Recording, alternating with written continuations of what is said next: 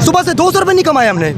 तो बिल बिजली किराए के मकान पे रहता हूँ, किराया जहाँ 5,000 था, मालिक मकान पर 10,000 रुपये दो, कहाँ से दूँ? ये तो पेट्रोल भी भर के पेट्रोल तो तभी लूँगा ना जब मोटरसाइकिल का औकात होगा मेरा। ये जालिम हुक्मरान जो औकात ही नहीं रखा हम लोग का मोटरसाइकिल का। भाईजान आप पेट्रोल तो पेट्रोल रिश्के पे नहीं बैठ सकता हूँ। अल्लाह इनको बर्बाद कर दे। ये उम्मत नबी को बर्बाद करने वाले लोग में से फिरौन है।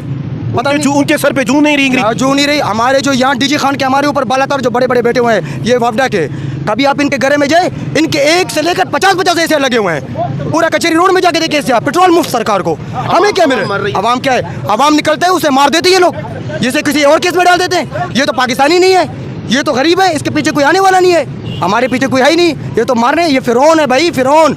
आपने यजीद का नाम सुना था? वो कौन थे? जालिम थे। वो कौन थे? आप याद करें वो तारीख, ये वही लोग हैं। अभी हम बात कर रहे हैं ना, इनको फर्क नहीं पड़ेगा। ये रात को यहाँ शराब पियेंगे, खलास, फिर एसी लगा के सुबह कहेंगे 30 रुपये और बढ़ा दो।